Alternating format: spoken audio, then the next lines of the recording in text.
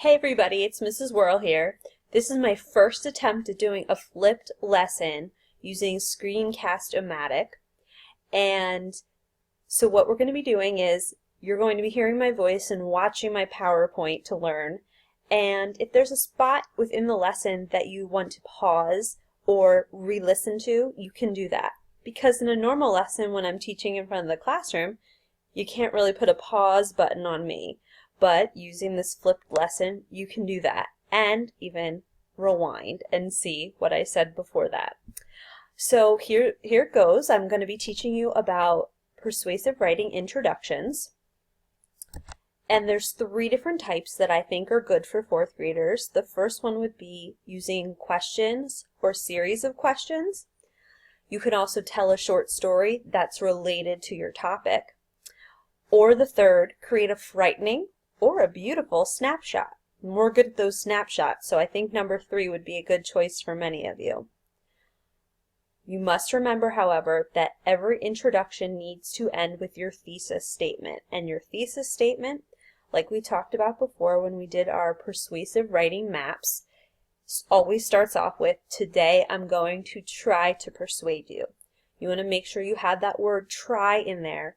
You do not want to assume anything of your reader, so you want to make sure you're being polite and using the word try. So let's talk about questions. The benefits of questions is it's easy to do. It also helps your reader to start thinking. However, the drawbacks are it can be rather boring. It could also get a little confusing. So here's my example, because you know I'm writing my persuasive essay about one-to-one technology classrooms. So here's mine. Have you ever heard of one-to-one classrooms? Do you ever wonder what it would be like if every student had their own laptop to use throughout the day in class?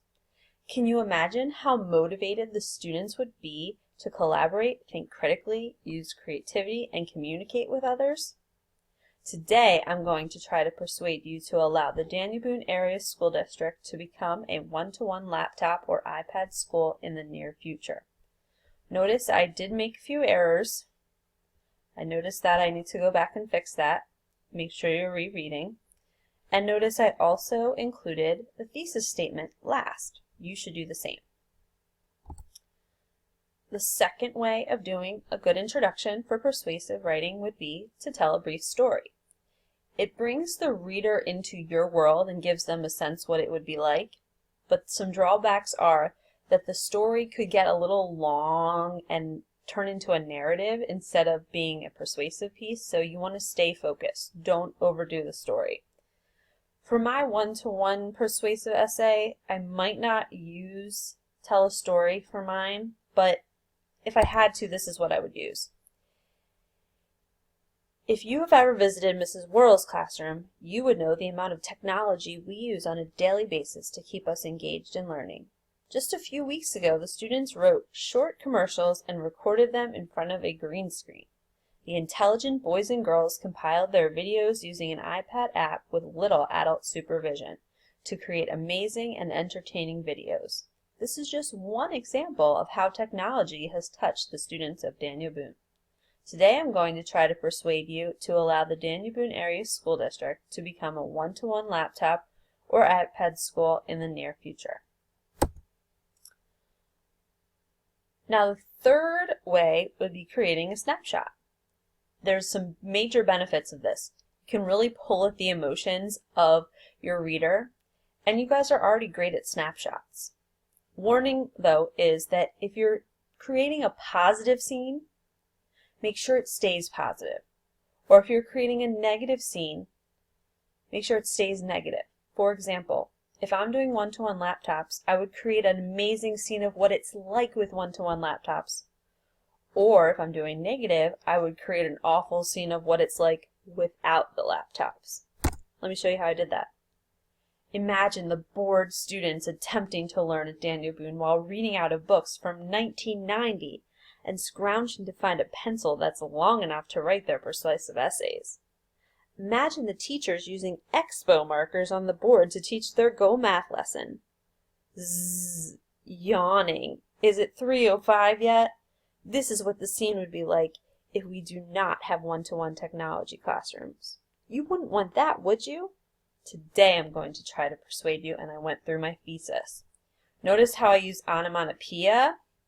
I use some strong words like scrounging, bored, attempting. And you know this is true. One of our books is from 1990. So I'm using facts. Now here's a positive scenario.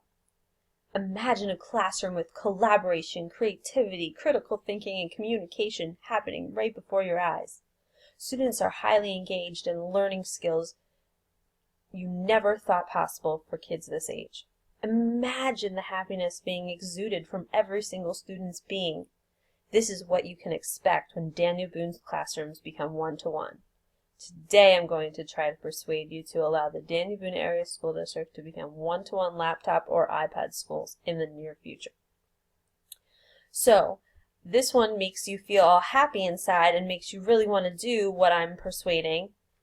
This one makes you feel really, really bad that this is the way it is and will want to persuade you to actually go with the one-to-one. So now it's your turn. You're going to pick one that you think will go along with your topic. Not every single one will work for every topic, so you need to decide what would work for you. I want you to try it out in your writing journal and skip lines. Now you can always go back and listen to different parts of my lesson. If you choose to do questions, maybe you want to go back and re-listen to that section. I hope you enjoyed my flip lesson, and I hope it helped you to learn about the persuasive introduction choices that you have available to you. Okay, thank you. Good luck.